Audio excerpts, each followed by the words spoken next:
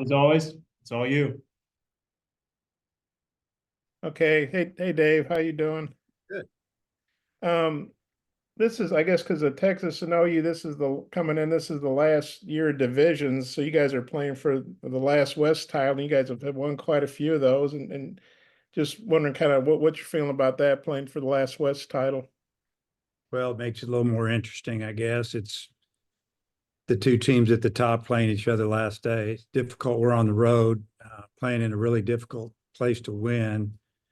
If you're the visiting team, and they proved that again this year with 30 plus wins, I think. But I think it's good for our team. I made comment over a week ago to our players that having the opportunity to play Mississippi State and play Texas A&M is just, it's good. It's good for us in the long run as far as, you know, playing great competition and tough venue, and the two teams that are probably the hottest teams in our league, at least our division at this time. And, there won't be anything coming down the road probably that we haven't seen after this.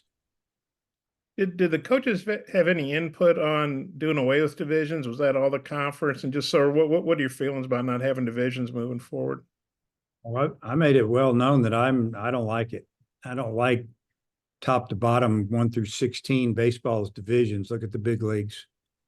And it seems like that we always, kind of follow their trend a little bit for the most part. Like, I'm surprised we still can shift past the base. I think that's probably coming down the road too, defensively. But I think there should be divisions. I think it keeps everybody engaged. I think, if you got maybe 4 divisions or at minimum 2, you got teams that are going to fight to the end. I think next year you got a team that's in second place trying to come in first, and they're fighting to get through the weekend, and maybe somebody that's right on their tail or just ahead of them is playing a team that's in 15th place. If I'm in 15th place, I'm playing my guys for next year. I'm playing the youngsters. We're going to finish out and see if we can get better. I think a lot of coaches will do that. They're going to play for the future. And is that fair to the team that's trying to, win a championship when the team ahead of them maybe played that same team in the middle of the season and it was a different fight? So I don't know. I like divisions. I think it keeps fans interested more and go from there. But I could talk about that for a while. And I mentioned that at coaches' meetings when they brought it up, and they looked at me funny, like, I could just tell we weren't going to do divisions, even though we were talking about it. So baseball is about divisions. Did the coaches get to vote or have a voice in it, or was it just kind Yeah, of? we got a voice in it, and man, it was mixed, but you could just feel it where it was going. And I don't think we were in. I just think some didn't know what to think, know what to say. A couple of coaches were new in the room because of they're coming in. Texas and OU were there. There was a few new coaches that were there with their teams, but it's what they're going to do. It's just what they were going to do. So I don't know. Yeah, I guess we kind of had a vote.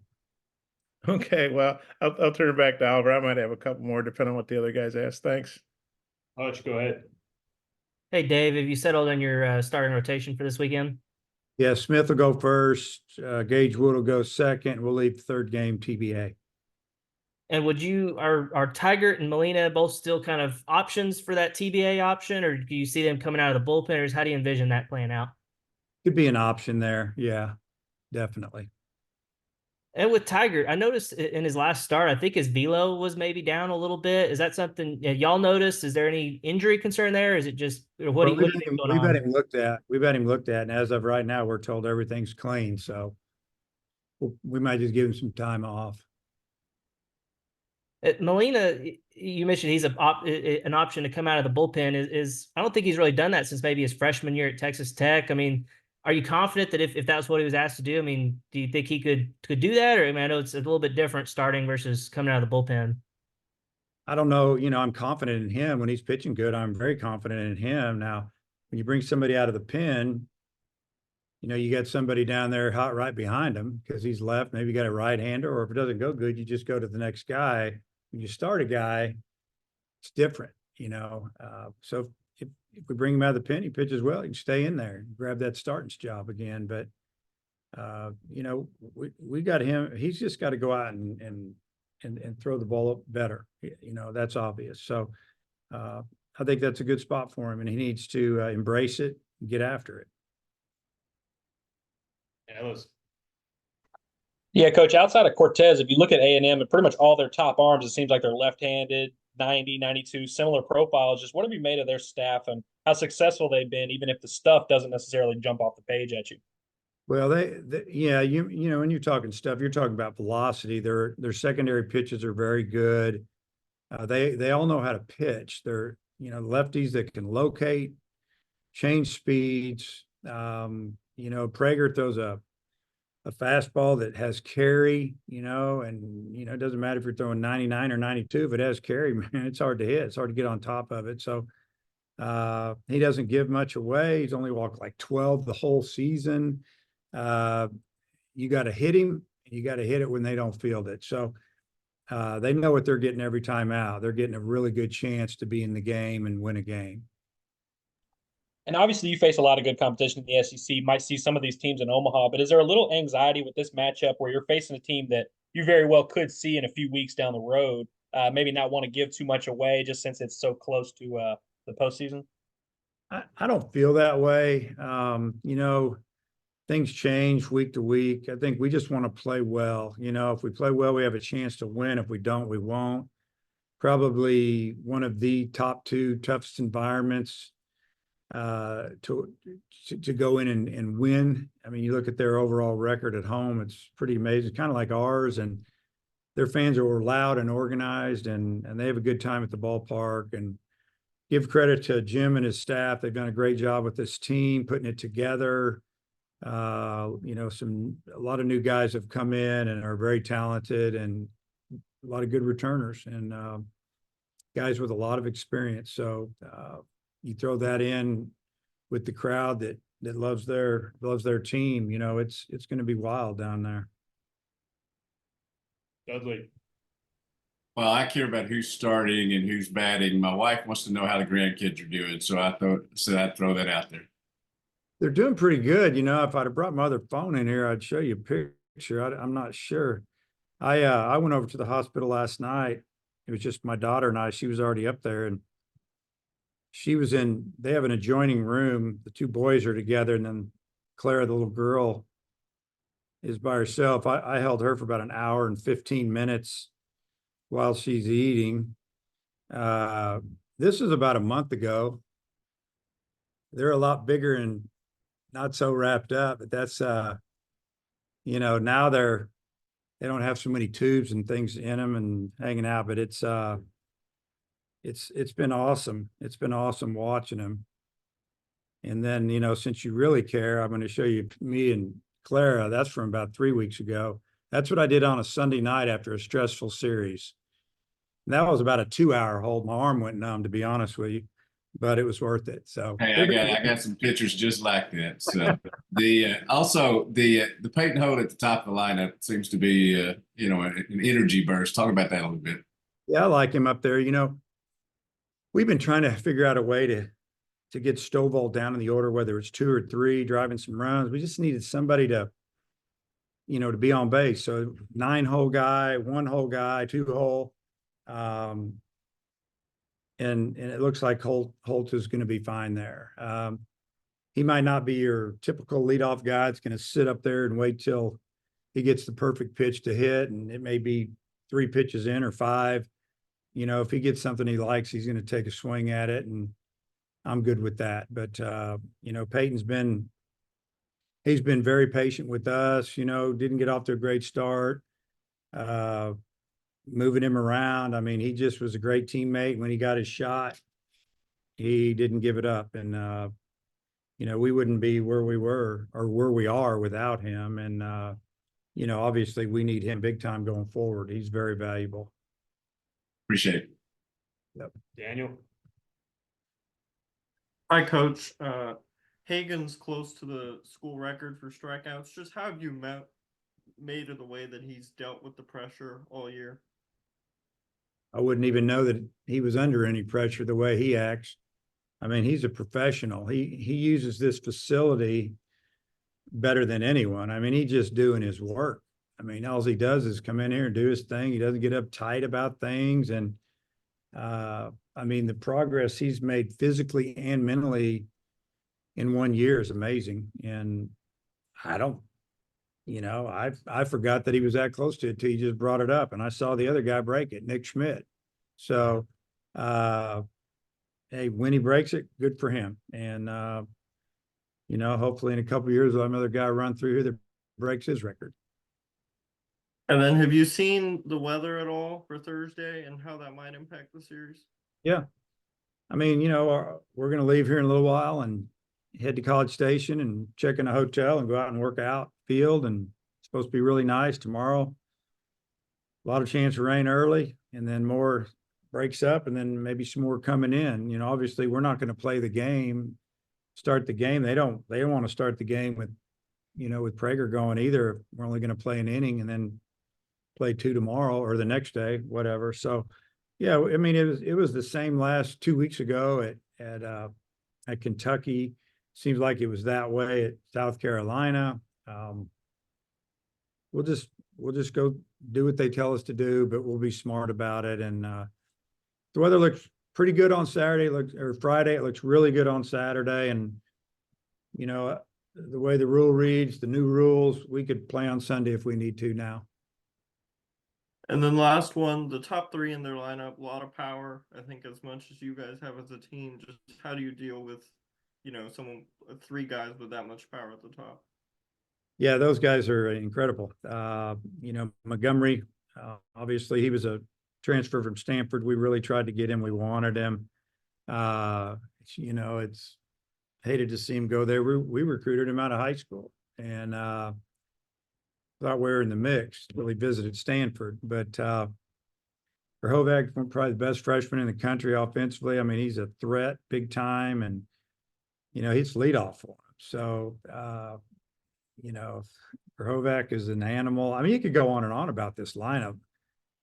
Laviolette is pretty darn good himself, and he's only a sophomore. I mean, powerful. He may be the best outfielder in the league. Who knows?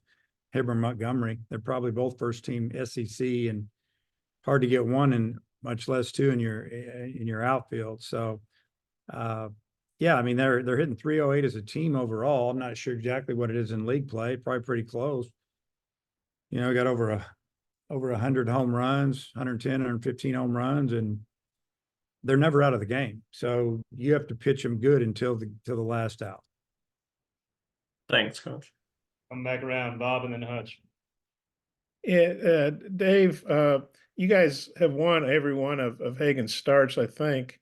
I know he hadn't been the winning pitcher necessarily, but most of the time he has been. But you've got to win one game to win the West, and I know you want to win more than one. But Aggie's got to sweep. You all got to win one, but you got to play them at their place, like you said, how tough that is. So kind of how do you weigh that against? You only have to win one game to clinch. They got to sweep. No, I didn't even know that, Bob. Thanks for letting me know. I appreciate it.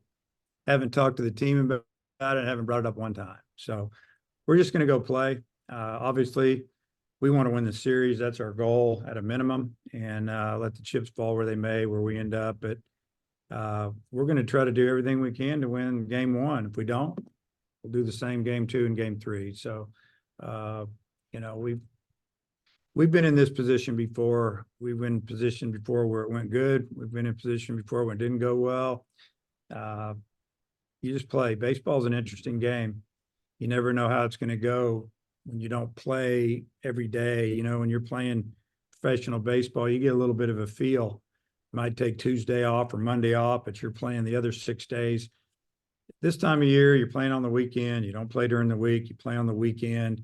It's kind of a strange feel. It's not like you're starting over. You're a little more rested, but you just hope you can kick it into gear if you finish strong the previous weekend. And